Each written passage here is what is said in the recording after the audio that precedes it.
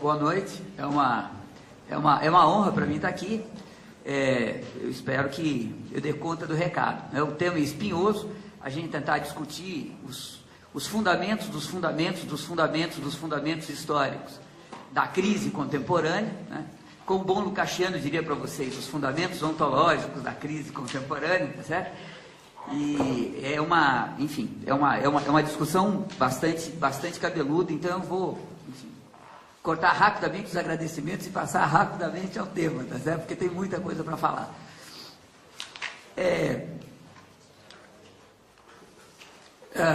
Se o Messaros estiver certo, e se o Lukács estiver certo, então veja que tem Cs, tá certo?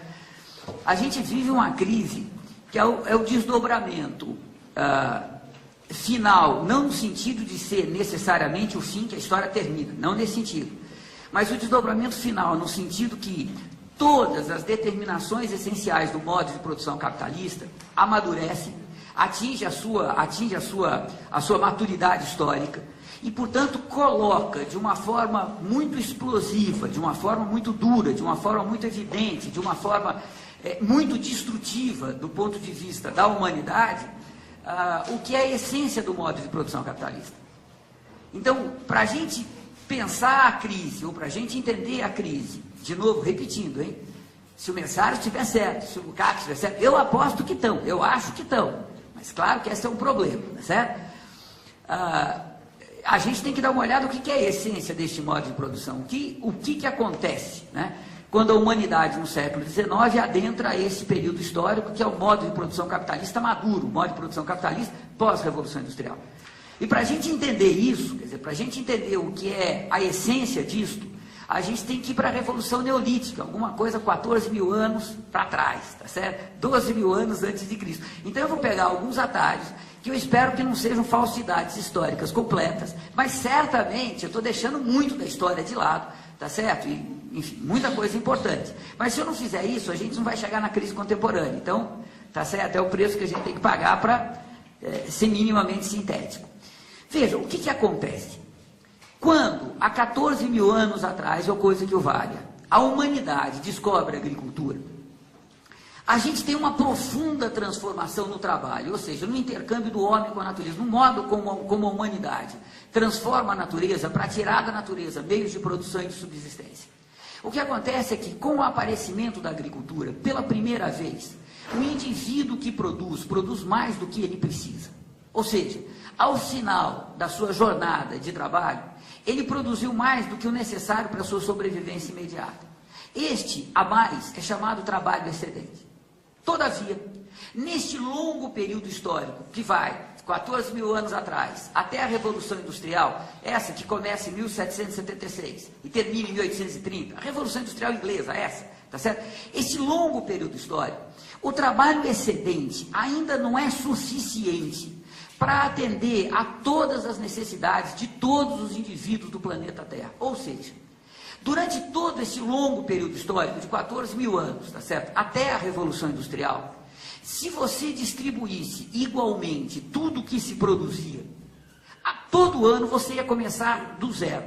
Você distribui igualmente tudo que se produz, o resultado é que não tem para todo mundo, portanto, falta.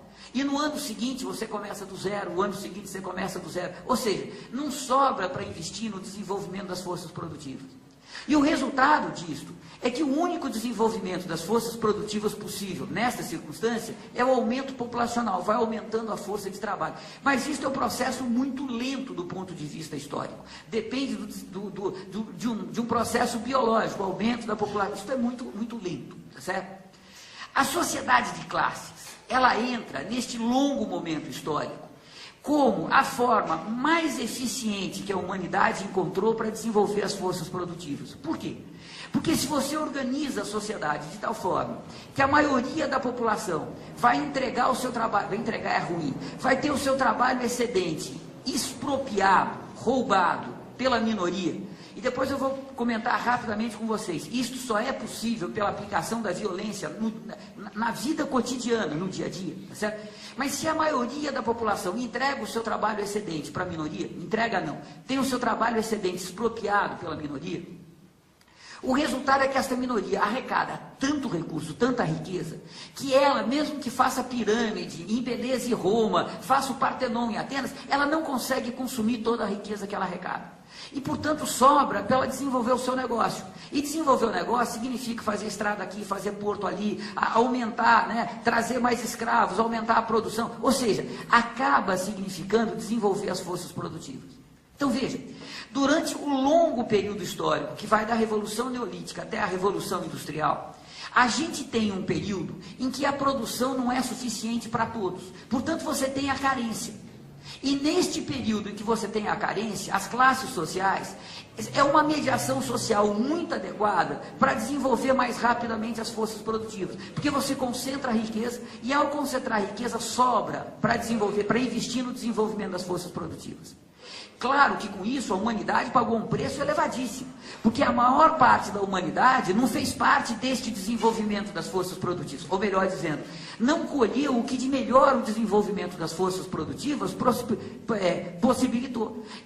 Este desenvolvimento humano, este desenvolvimento, se vocês querem, né, bem Lukács e Messages, este desenvolvimento humano genérico, que o desenvolvimento das sociedades de classe possibilitou, só foi possível, porque a maior parte da humanidade, os trabalhadores, foram excluídos deste progresso, né? Tiveram negados a possibilidade de participar, de ter acesso a esses ganhos que a humanidade teve.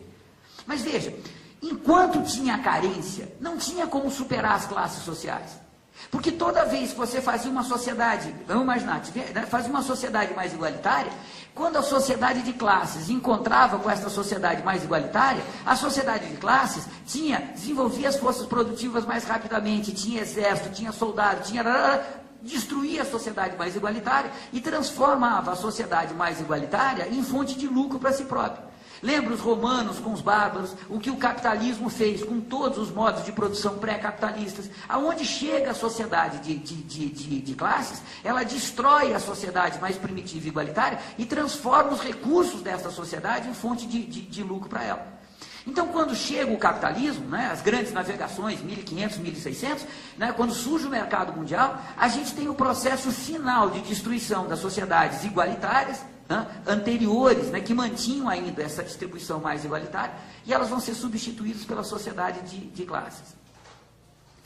Veja, este quadro de carência que impunha as classes sociais tinha uma outra consequência histórica importante. Veja, o desenvolvimento das forças produtivas nas sociedades de classe, em linhas gerais, portanto, há momentos que isso não ocorreu, em linhas gerais, levou ao desenvolvimento das relações mercantis. O que é uma relação mercantil? É assim, ó, entre a produção e o consumo, você tem um mercado.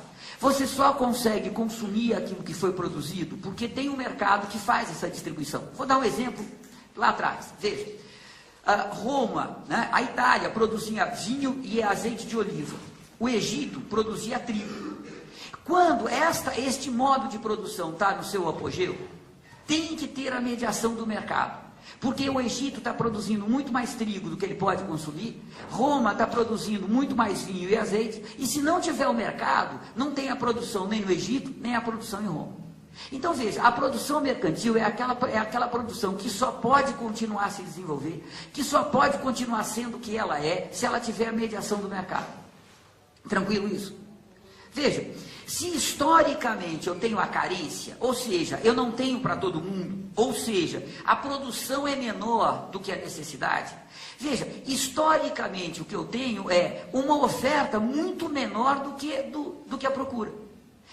O que se produz é menos do que se precisa. Então, o que se oferta no mercado é menos do que se precisa. O resultado é que, do ponto de vista histórico, da grande tendência histórica, a tendência é que o preço fique lucrativo, que o preço fique bem acima do preço de custo. E a relação, e esta mediação do mercado, portanto, a relação mercantil, ela é historicamente muito adequada para o desenvolvimento das forças produtivas desse longo período histórico. Olha que loucura. Quando a gente vem para a Revolução Industrial, o período de carência é superado. Depois eu volto. Mas eu não estou dizendo com isso que o período de miséria humana é superado, tá certo? De carência é superado. O que eu estou dizendo com isso? que eu estou dizendo é que, pela primeira vez, a humanidade produz mais do que a humanidade precisa.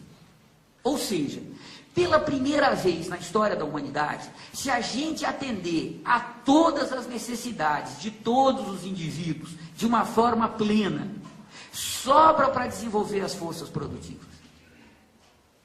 Lembra aquilo que o Marx vai dizer? Que no comunismo é de cada um de acordo com a sua capacidade e a cada um de acordo com a sua necessidade. O comunismo não é, distribuir igualmente para todos.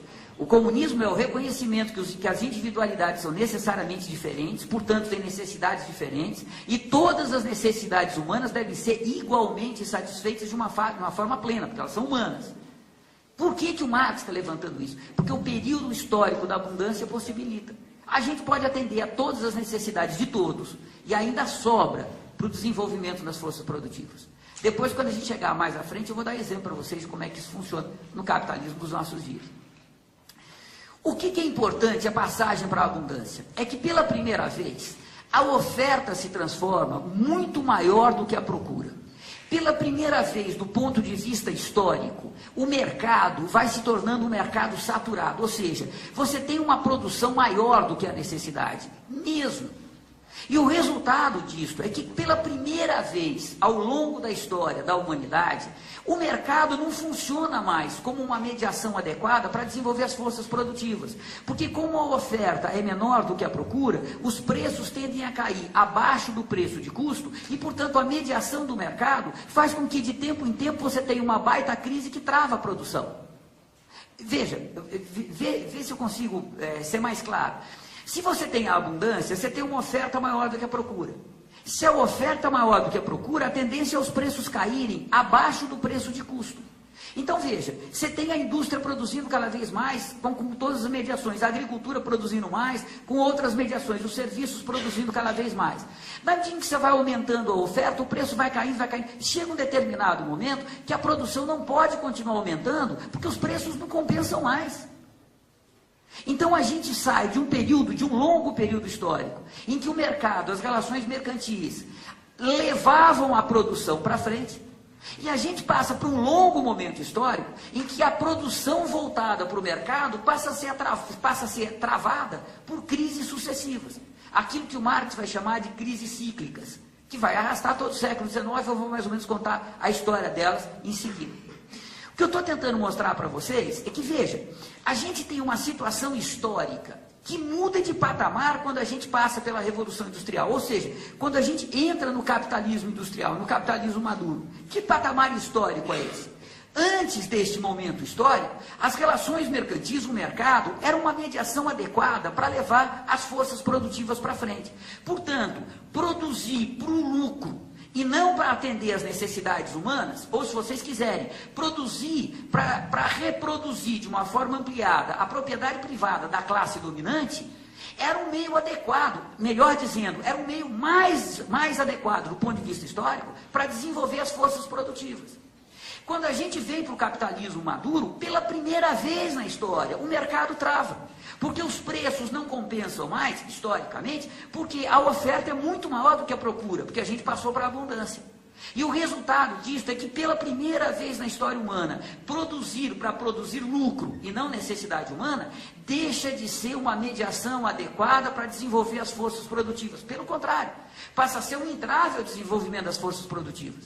E é isso que o Marx vai levantar lá no século XIX, que se abre um período histórico em que você tem uma contradição antagônica, ou seja, impossível de ser mediada entre o desenvolvimento das forças produtivas e as relações de produção capitalista. O que são as relações de produção capitalista na sua essência? São relações de produção voltadas a reproduzir de forma ampliada o capital, ou seja, produzir o lucro e não atender às necessidades humanas. Esta forma de produzir, historicamente, trava. E só dá para a gente superar esta contradição antagônica se a gente superar o modo de produção capitalista. Aquilo que o Marx está dizendo no século XIX.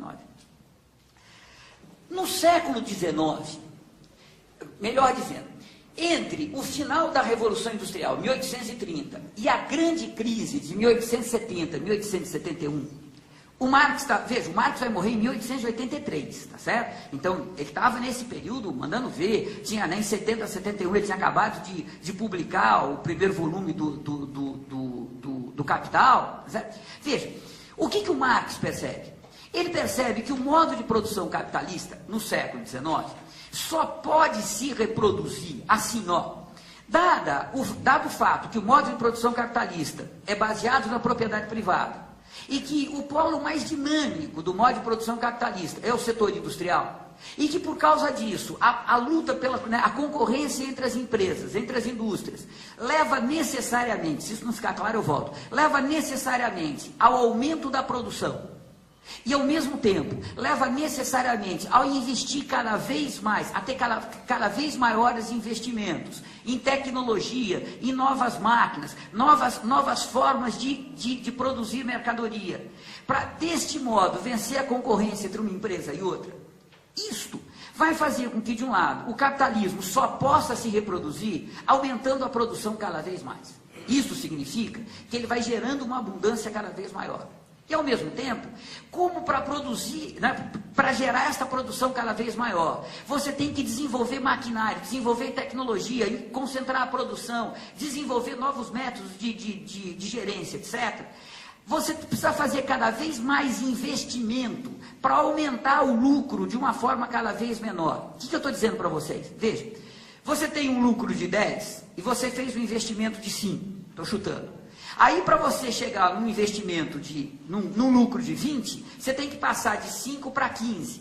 Depois, para você dobrar o lucro, você tem que mais que dobrar o investimento. Veja, o volume total de lucro vai aumentando cada vez mais. O volume total de mais-valia, para ser tecnicamente preciso, vai aumentando cada vez mais. Mas a relação entre o que você tira de mais-valia e o que você investe, vai fazendo com que o investimento vá se tornando cada vez mais pesado.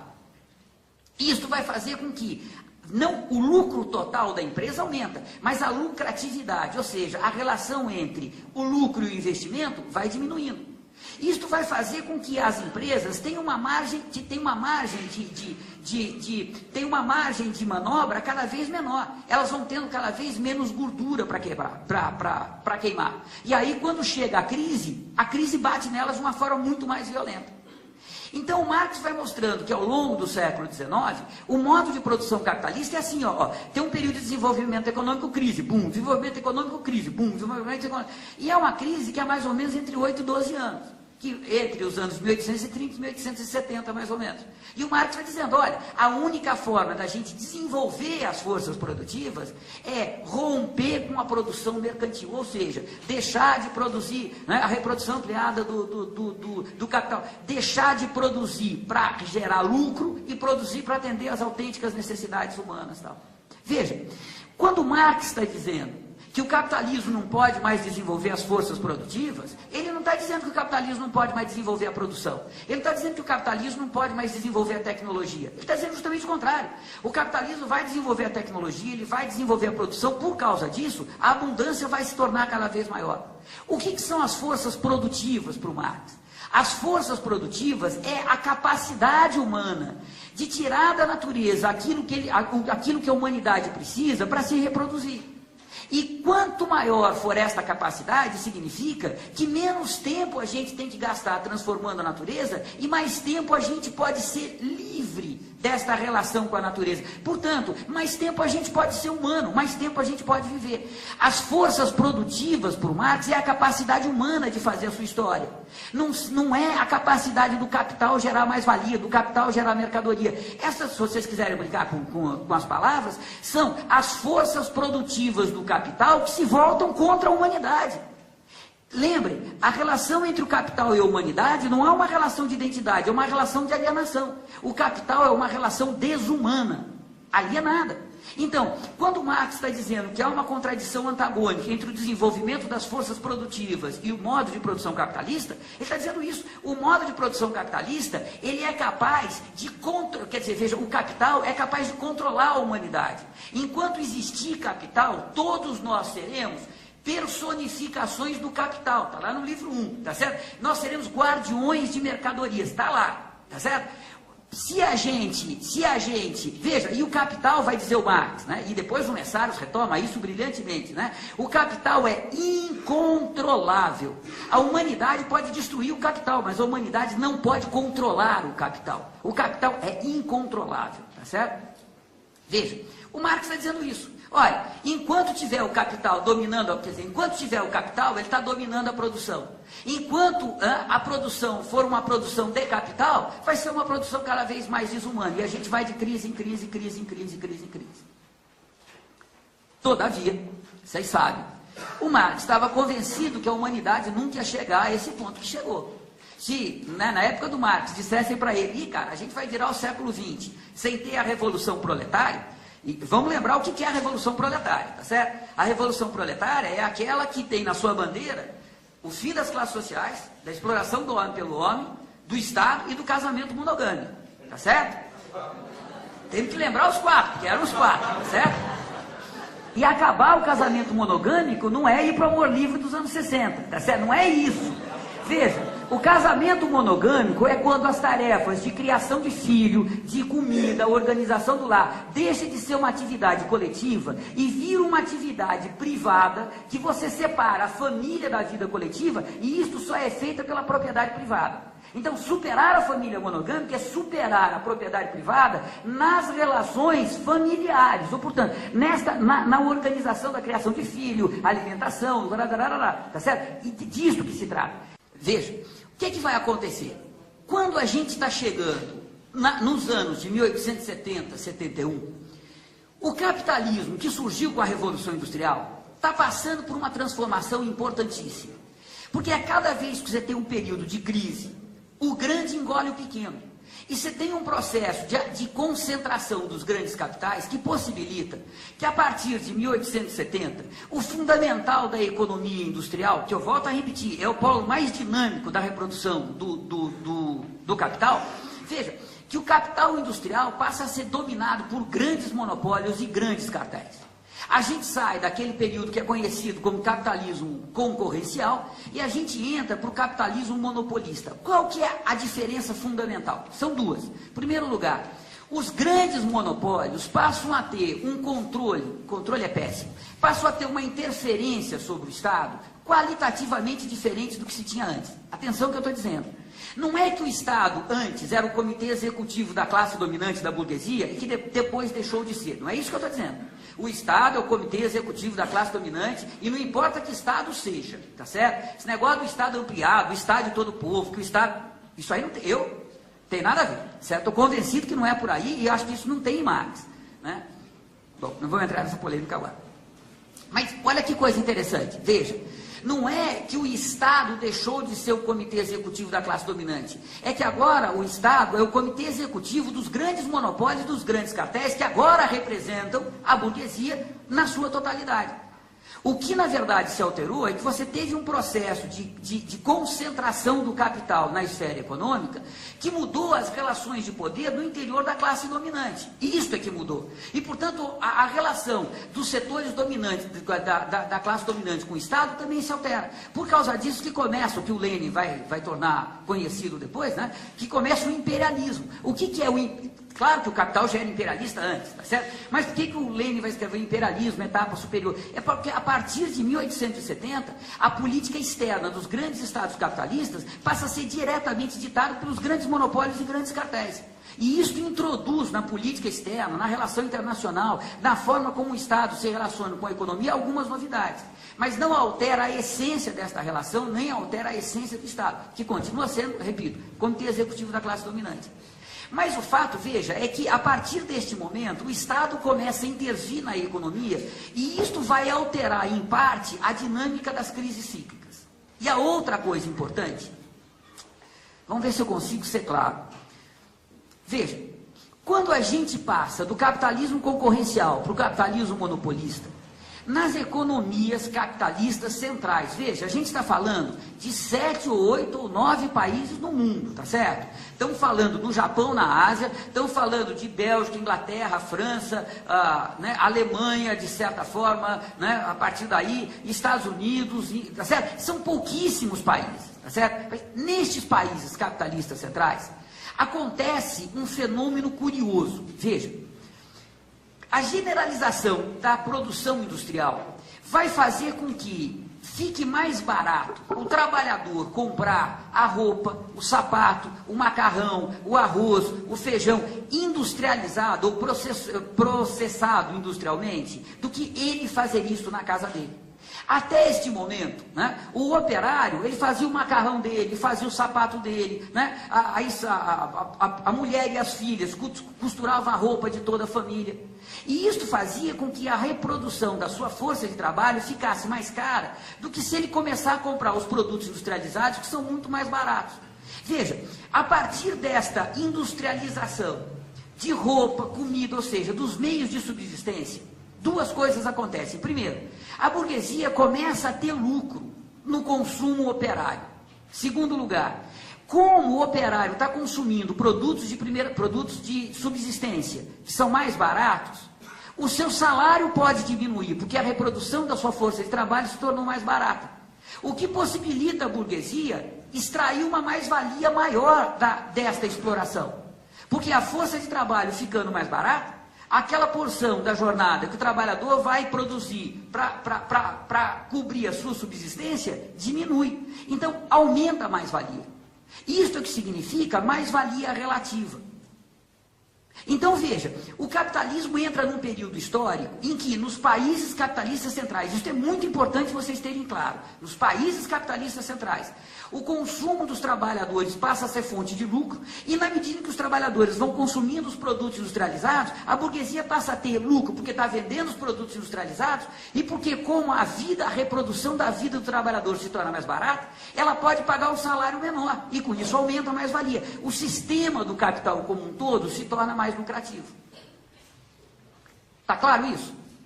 Veja, pela primeira vez no modo de produção capitalista, passa a ser possível a um setor importante da classe operária negociar com a burguesia um aumento da sua capacidade de consumo. E passa a haver, dentro de limites muito estreitos, mas coisa que não existia antes, a possibilidade de uma convergência entre setores da classe operária e a burguesia. Aqueles setores que estão ganhando mais dinheiro, que começam a participar do mercado consumidor, começam a negociar com vantagens com a burguesia. O que antes era absolutamente inimaginável, agora se torna possível. É aquilo que o Lenin vai dizer, que começa a surgir uma aristocracia operária, que passa a ter, da negociação com a burguesia, a possibilidade histórica concreta de melhorar o seu nível de vida. Isto racha a classe operária, surge uma aristocracia operária, e eu vou mostrar para vocês em seguida, racha a classe operária dos países capitalistas avançados com os trabalhadores do resto do mundo. A gente já chega lá. Deu para entender isso? Deu mesmo? Mas tem como dar exemplo para ilustrar isso? Tem. Veja, se você tem o Estado financiando um serviço de saúde e o trabalhador não tem que ele pagar diretamente o médico, veja, o Estado está dando saúde, está financiando a saúde para o cara, ao Estado, porque veja, antes de você ter a privatização de toda a saúde, a coisa funcionava assim, você vai no médico, o médico fala, você está com gripe, faz esse remédio aqui, você vai na farmácia, o farmacêutico fazia o remédio, você comia, se tratava com aquele remédio. Quando o Estado começa a comprar remédio, torna viável os grandes laboratórios. A entrada do Estado na saúde viabiliza os grandes laboratórios. E com isso a burguesia tem uma fonte de lucro altíssima. E ao mesmo tempo o trabalhador não tem mais que pagar diretamente do salário dele. Então o patrão pode pagar um salário menor para ele. Aumenta o lucro do burguês industrial, né, na medida em que todos nós cotizamos para financiar via o Estado a nossa saúde. Só que o Estado, como é o comitê executivo da burguesia, vai pegar o nosso dinheiro para fazer a nossa saúde ser fonte de lucro do grande capital. E aí eu não tenho que dizer a vocês o que acontece. Posso avançar? Então veja, a partir do início do século XX, as crises cíclicas começam a ter um comportamento um pouco diferente. Porque agora o Estado intervém, os monopólios têm um peso muito grande no desenvolvimento dessas crises cíclicas. Você tem lentamente, depois isso vai se acelerar, você tem lentamente o aumento do consumo dos trabalhadores como um fator de crescimento econômico importante nos países capitalistas mais avançados, e o resultado disso é que você deixa de ter aquelas crises cíclicas, tal como a gente tinha no século XIX, e agora a gente tem assim, a primeira grande crise do século XX vai ser administrada com a Primeira Guerra Mundial. A segunda grande crise, que vai ser 1929, vai ser administrada com a ascensão do nazifascismo lá da Europa e em seguida a Segunda Guerra Mundial. Isto vai fazer, veja, com que as crises sejam muito mais violentas quando elas vêm. Mas a solução que a burguesia vai dar é assim, a crise não é provocada pela abundância. Você quer coisa melhor para consumir o que foi produzido do que uma guerra? Guerra é um processo de destruição, não apenas de força de trabalho, de humanidade, mas a destruição de riqueza, uma coisa inimaginável. Você destrói. E para o capitalismo agora é fundamental destruir, porque na medida que você destrói, você consome a abundância e, portanto, viabiliza uma nova rodada de crescimento econômico das forças produtivas do capital. Então, veja, o andamento da crise no modo de produção capitalista se altera, mas a essência da crise continua exatamente a mesma. A abundância gera necessariamente a crise, porque a abundância, que deveria ser a riqueza plena da humanidade, no capitalismo significa superprodução, ou seja, crise. O que eu estou tentando levar a vocês? Olha que nós estamos dando carapulo. Quando está terminando a Segunda Guerra Mundial, a economia capitalista está numa situação difícil. Primeiro, porque o grosso da economia capitalista, o grosso da principal economia capitalista mundial está destruída pela guerra. O Japão, completamente arrasado, mais 2 bombas atômicas. Todos os grandes polos industriais da Europa arrasados. Todos, não sobrou nenhum inteiro. O único país que se desenvolveu muito com a guerra, os dois únicos, mas, os Estados Unidos de um lado e a União Soviética do outro. Depois eu falo o que está acontecendo lá na União Soviética. O fato é que os Estados Unidos terminam a Segunda Guerra Mundial, olha que loucura, os Estados Unidos, quer dizer, o território dos Estados Unidos, ele produz mais da metade da produção industrial do mundo. Os Estados Unidos contêm 6% da população mundial e produzem e consomem 30% da energia que o mundo consome. Esses caras produzem um navio de guerra por dia, um tanque a cada 7 minutos, um avião de guerra a cada 5 minutos, e aí vai capacete, fardamento, bala, tá certo? Mais energia para fazer tudo isso, mais transporte, mais. Pessoal, era uma produção gigantesca. E do dia para a noite, a guerra termina, você não tem onde escoar esta produção. Em 1943, depois da Batalha de El Alamein e a Batalha de Stalingrado, que é a virada da guerra, depois de El Alamein e Stalingrado, era claro que a Alemanha ia perder a guerra. A questão agora é quando ela ia perder, mas ela não tinha mais como ganhar a guerra. Os Estados Unidos, o governo norte-americano monta um grupo de pensadores para tentar pensar o que vai ser a economia mundial pós-guerra. E deste grupo de grandes economistas, sociólogos, cientistas políticos norte-americanos, o cara que vai se tornar o cara-chave é um cara chamado Galbraith. Mas o Galbraith é um jovenzinho que tinha estudado com John Maynard Keynes. Era um keynesiano, tá certo? E ele vai dizer o que o Keynes estava dizendo da crise de 1929. Primeiro, que a médio prazo estaremos todos mortos, então não vale a pena pensar no médio e no longo prazo. Mas, no curto prazo, o jeito de superar a crise não era como se fez em 29. Quando bateu a superprodução, as indústrias cortaram a produção e demitiram. Com isso, restringiram o mercado consumidor, com isso a superprodução não foi consumida, você gera mais desemprego, quebra a indústria, quebra a agricultura, quebra banco. Ele vai dizer que nós temos que fazer o inverso. Nós temos que adotar uma política econômica através da qual, ou pela qual, o Estado intervém na economia para aumentar o consumo. E a gente vai sair da superprodução com a intervenção do Estado para ampliar o consumo. E isso agora, politicamente, é possível porque você tem um setor da classe operária nos países capitalistas centrais que desde 1905, 1920, vem desenvolvendo esta política, não mais de confronto, mas de negociação com a burguesia para aumentar o seu poder aquisitivo. Percebe que junta a fome com a vontade de comer, surge o chamado estado de bem-estar social. Há uma longa polêmica, o que é o estado de bem-estar social, tá certo? Há uma longa polêmica se o estado de bem-estar social foi uma conquista dos trabalhadores ou não, tá certo? Os dados indicam, de uma forma cada vez mais completa, que o estado de bem-estar social não é um grão de conquista dos trabalhadores.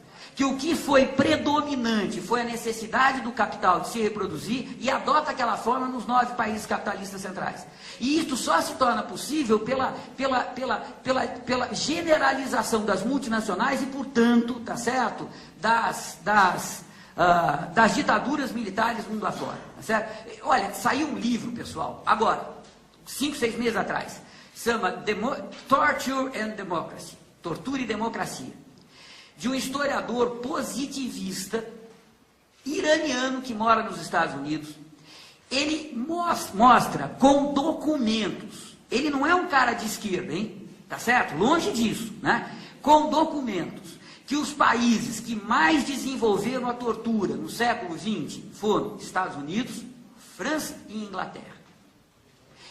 De uma forma cabal, não é que nos anos 60, de 1901, a Abu Ghraib, que está analisando, democracia é tortura. E ele demonstra isso cabalmente. Veja, o que vai acontecer?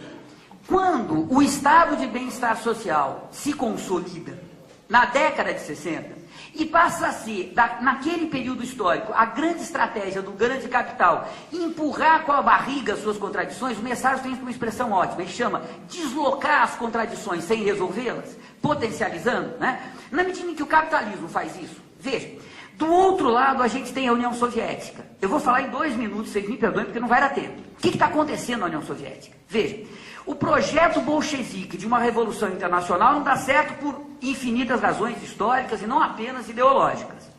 O fato é que, com o passar do tempo, a política externa da União Soviética passa a ser cada vez mais a defesa do Estado soviético. E na medida que, após a Segunda Guerra Mundial, você passa a ter uma negociação cada vez mais intensa entre a União Soviética e os grandes países capitalistas, você passa a ter a política dos partidos comunistas ligados à União Soviética no resto do mundo, uma política de negociação e pressão com os governos capitalistas e não uma política de confronto para derrubar o capitalismo. Então, neste momento, a social-democracia, para simplificar, e o stalinismo também para simplificar, eles convergem no mesmo sentido. Nos países capitalistas centrais, a gente negocia com a burguesia. Então, veja, você tem o estado de bem-estar social ampliando a massa salarial, os partidos sociais-democratas, os sindicatos sociais-democratas e os partidos comunistas e os sindicatos comunistas, as grandes centrais sindicais, tendo vitórias econômicas significativas na negociação com a burguesia e legitimando esta política de negociação. Vai se desarmando as classes operárias dos países capitalistas centrais no sentido de combate frontal revolucionário, combate frontal ao capital. O que vai subsistindo vai sendo uma máquina partidária, uma máquina sindical e um processo de educação dos trabalhadores durante décadas, no qual a negociação é sempre a via principal, o confronto é sempre um confronto parcial, pontual, que é, na verdade, acessório à negociação. Então, o que vai acontecer? Quando o estado de bem-estar social, no final da década de 1960, já não mais consegue consumir a abundância, porque o estado de bem-estar social, com as multinacionais do terceiro mundo e a ampliação do mercado consumidor do primeiro mundo, eleva a produção a um nível altíssimo, quando isso não acontece mais, e o ponto da crise é a derrota norte-americana lá no Vietnã, e aí não tem mais como pressionar militarmente o Oriente Médio, aí explode o preço de petróleo, etc. Quando isso acontece, a crise do modo de produção capitalista entra num novo patamar. Porque agora a abundância é tão grande, é tão grande, é tão grande, que não dá mais para ser consumida. Portanto, a crise passa a ser aquilo que o Messaro vai chamar de uma crise estrutural, um contínuo de crise. Você não tem mais períodos de crise profunda que consome a abundância e a partir daí um novo processo de crescimento econômico. Já não é mais assim. Entra numa crise que começa 70, 71, 72, dependendo de qual país, qual região do mundo, mas mas que chega neste momento sem nenhuma perspectiva vamos imaginar que a gente tivesse há 2 anos atrás, antes dessa crise, tá certo? Sem nenhuma perspectiva de melhoria. A crise não tem fim. A crise se transformou na única forma que o modo de produção capitalista tem de se reproduzir. E como é que ele se reproduz agora? Através de uma intervenção do Estado, que num primeiro momento vai pegar a riqueza capitalista, acumulado sob a forma da propriedade estatal capitalista, burguesa, pega esta riqueza e privatiza, ou seja, queima esta riqueza para financiar a crise que está girando, que foi a primeira fase do neoliberalismo. E depois, quando não dá mais conta, a economia começa a viver, de um lado, de especulação financeira, que eu já vou mostrar para vocês o que é, e do outro lado, de bolhas. O que é especulação financeira? Especulação financeira é assim, ó. Eu vou dar um exemplo muito tranchante, tá certo? Mas é isso, ó. Eu aposto que a produção de petróleo vai continuar aumentando daqui a 5 anos.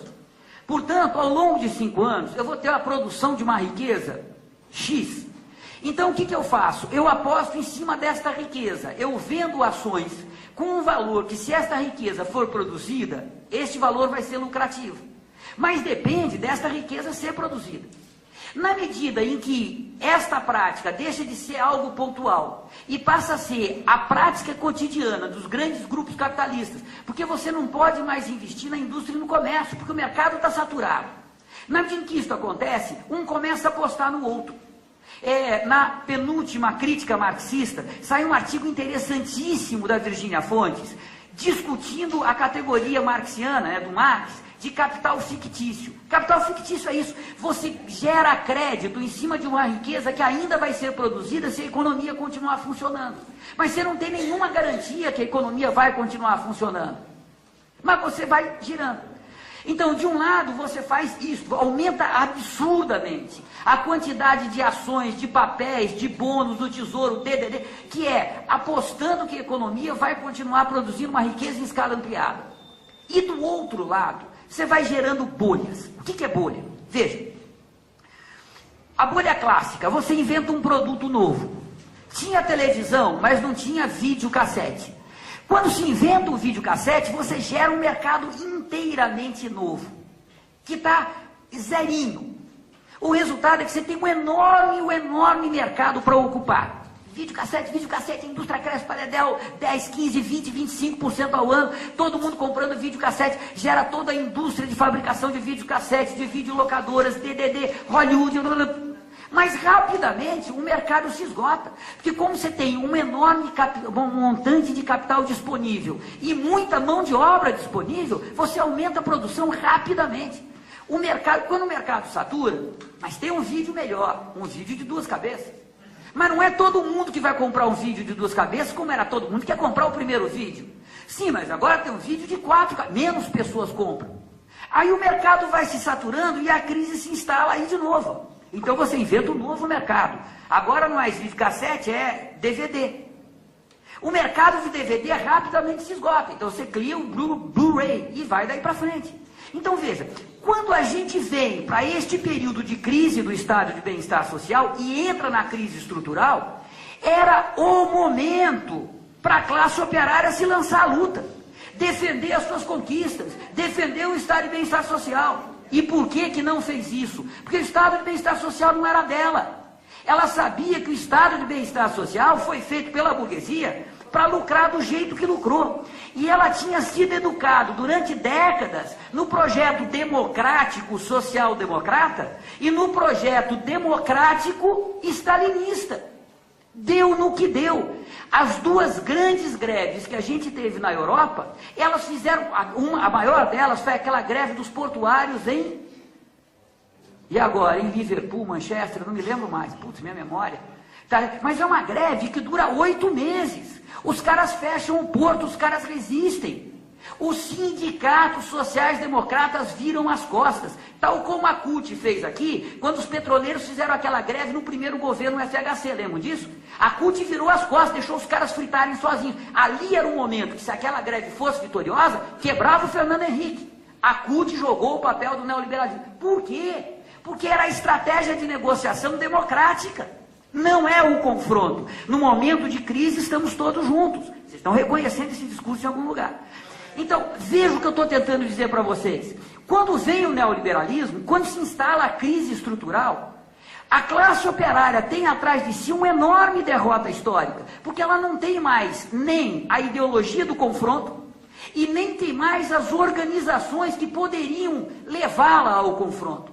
Ela vai sendo educada cada vez mais a negociar, e isso significa aceitar a balela, que agora o futuro está no fim do trabalho e todos nós vamos nos transformar em empreendedores. Eu tive no sindicato de São Bernardo, e do lado da sala que eu estava dando uma aula do que é o comunismo, estava tendo uma aula de como todos nós devemos nos transformar em empreendedores. Eu vi com esses olhos que a terra há de comer, tá certo? E foi isso que o movimento sindical apostou. O que foram as câmaras setoriais? E isso que aconteceu aqui no Brasil, não aconteceu só no Brasil, não, é a tendência mundial.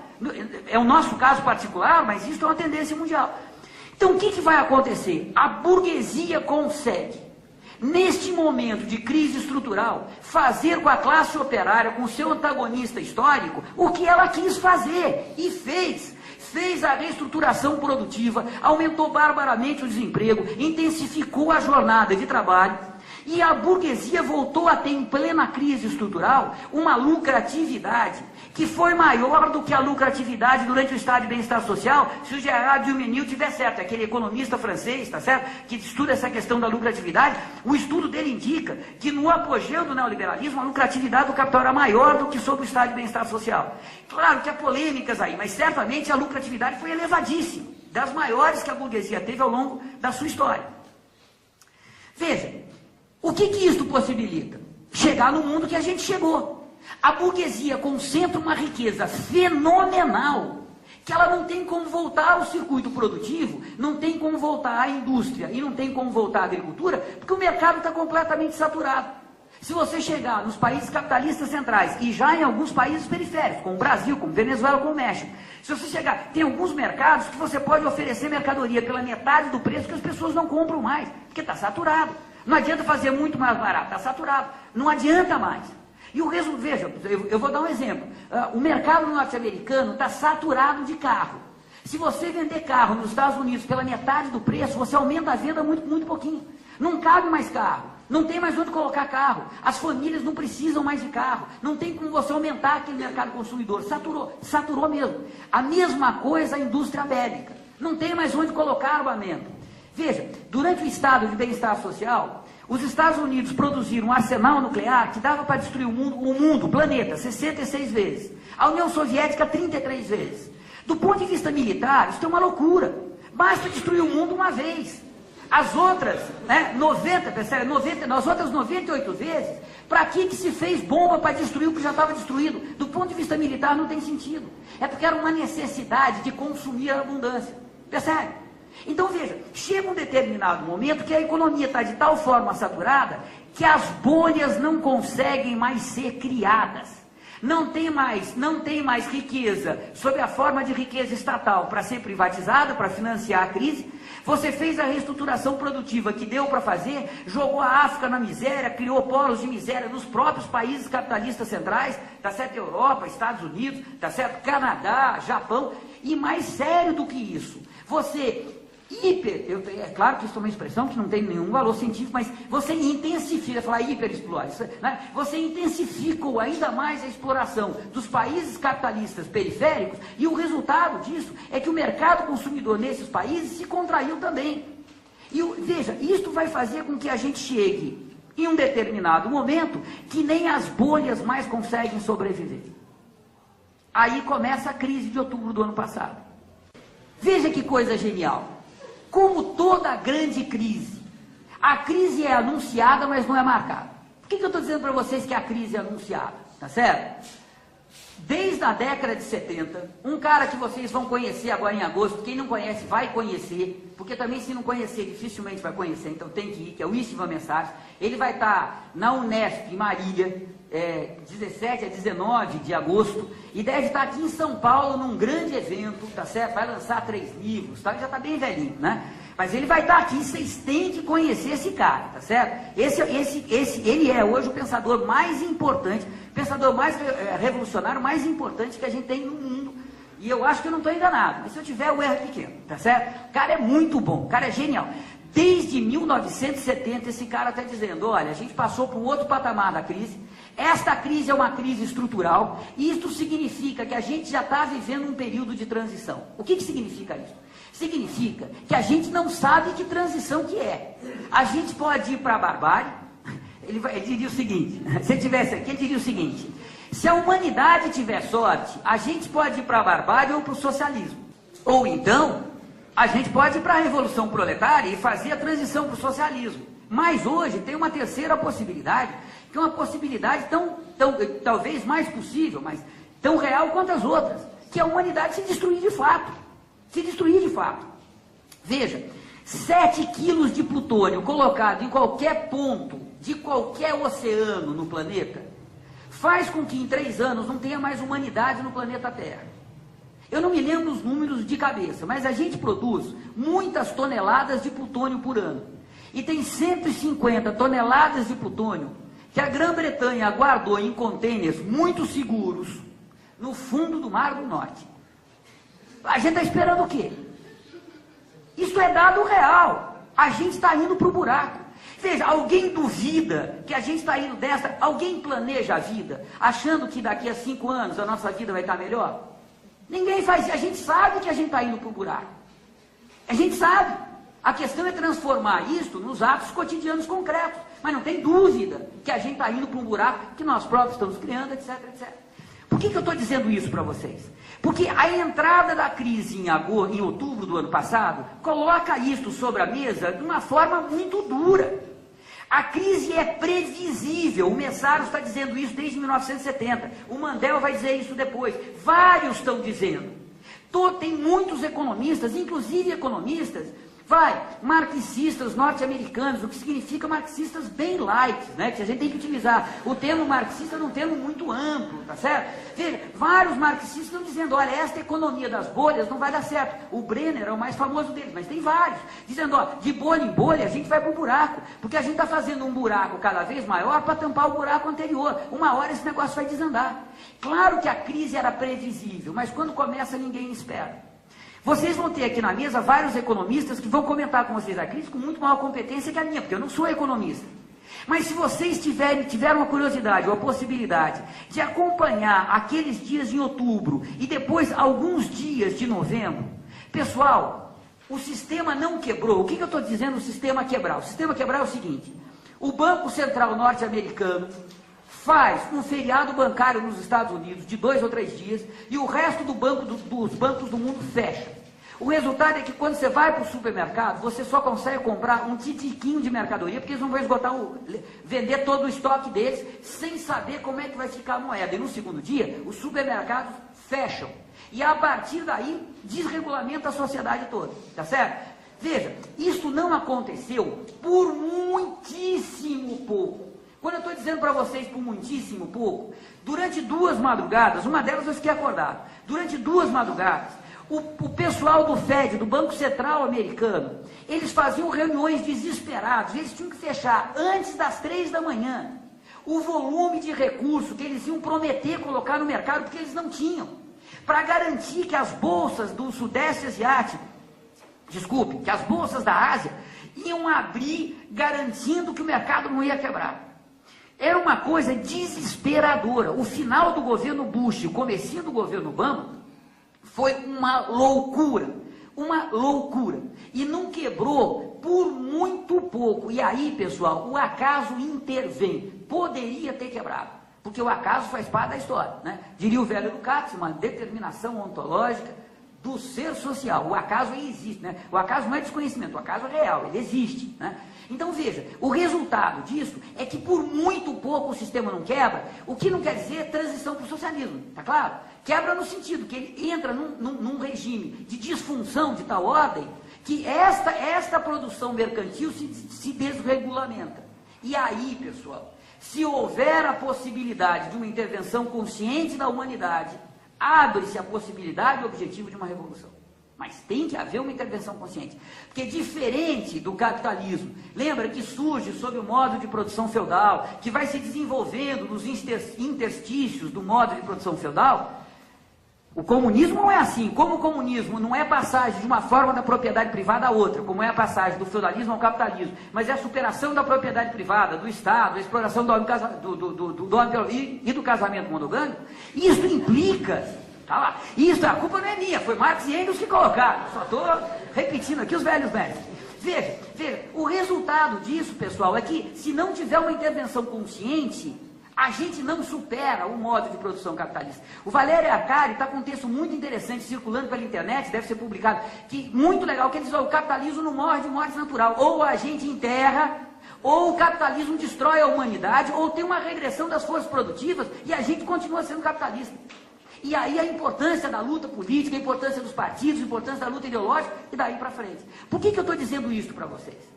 Porque se criou um certo consenso, e é natural que seja assim, dado a gente viver, né?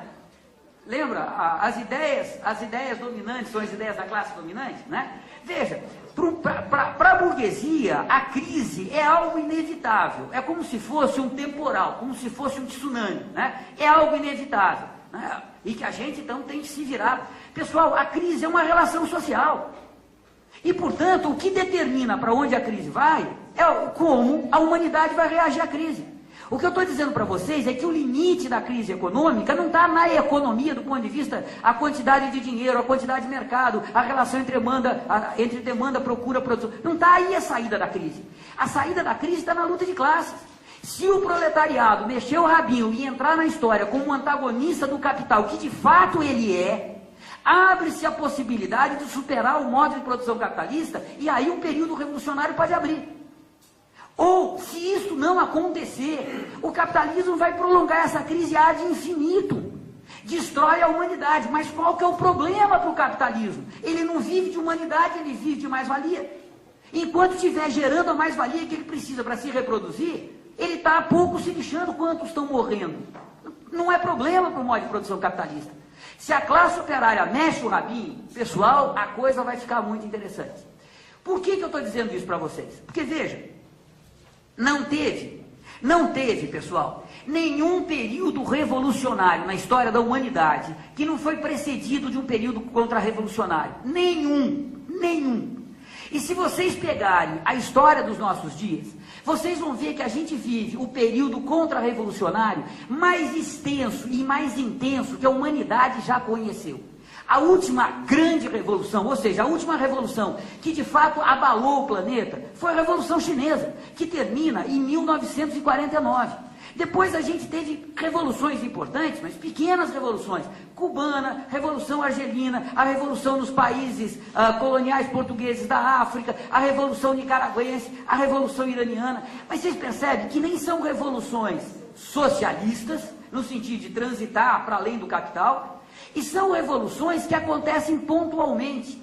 Mesmo se vocês pegarem a Revolução Vietnamita, que foi dessas todas a revolução mais importante, ela não consegue se generalizar. Entra em conflito, não vou entrar nessa, mas entra em conflito com a China, depois tem que invadir o Camboja, é derrotado quando invade o Camboja, e para ali não tem mais por onde ir. Veja, nunca a humanidade viveu 30 anos, desde a Revolução Francesa, desde que terminou a Revolução Francesa, desde 1815. A humanidade nunca viveu 30, 40 anos sem uma revolução importante. Nós vivemos 50. Então a gente vive um período contra-revolucionário no qual a burguesia dançou e rolou. Levou a humanidade ao máximo de desenvolvimento das forças do capital que a burguesia pode levar. Levou a gente à beira do abismo. Veja, toda a transformação do período contra-revolucionário ao período revolucionário se faz sem anunciar. É uma coisa maluca. O exemplo clássico disso é a Revolução de Fevereiro na Rússia. Quem conta isso é o Trotsky. Então é uma coisa, está no livro dele, mas é algo bem documentado, tal, né? Então foi uma coisa insuspeita. Veja, vocês lembram que a Revolução de Fevereiro foi uma semana ou 10 dias, é relativamente curto. Faltava 3 ou 4 dias para cair o czar e todos os agrupamentos revolucionários em Petrogrado, todos, ou seja, bolcheviques, mencheviques, sociais revolucionários de direita e de esquerda, narodniks, anarquistas, todos.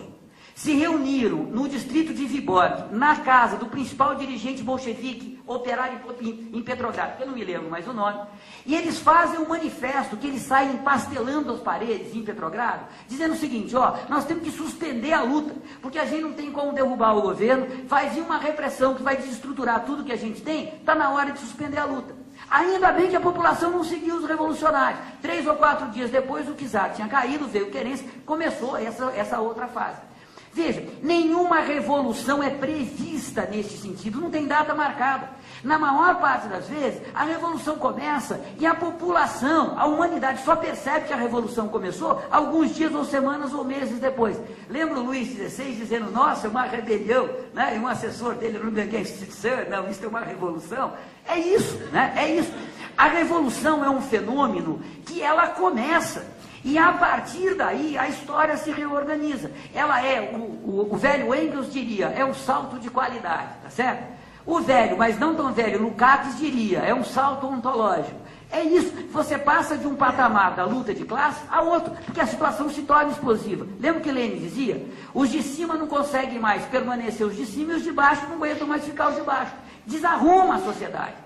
E isso acontece do dia para a noite. Eu não estou dizendo para vocês que isso está para acontecer, porque se eu tivesse, estaria negando o que eu estou dizendo para vocês. Não dá para prever.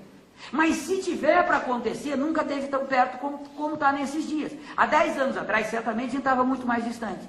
As contradições são de tal ordem que não tem mais nenhum problema decisivo de nenhum país que pode ser solucionado no interior de nenhum país. Não tem política que supere, não tem política nacional que dê conta do desemprego. Não tem política nacional que supere o desequilíbrio ecológico. Não tem política nacional que supere o problema da desigualdade histórica entre homens e mulheres. Não tem política nacional que seja capaz de fazer qualquer distribuição de renda, seja ele qual for. E aí, claro que eu estou dizendo para vocês com todas as letras, que o Bolsa Família é um programa federal de esmolas e que não está distribuindo renda coisa nenhuma. Tá certo? Ou seja, não tem o que fazer, a não ser fazer a revolução. Então, pode ser que a revolução não venha e a humanidade se destrua. Mas o que esta crise está colocando em cima da mesa, com todas as letras, é que os revolucionários estavam certos. O capitalismo está levando a gente para o buraco e a única saída é a revolução proletária, cujo programa vocês não sabem, eu não vou dizer para vocês não rirem, tá certo? Então, veja, é disso que se trata. A gente vive um momento histórico que aparentemente é um momento muito fechado, é um momento que a gente não tem perspectivas, que as possibilidades são poucas. É o contrário.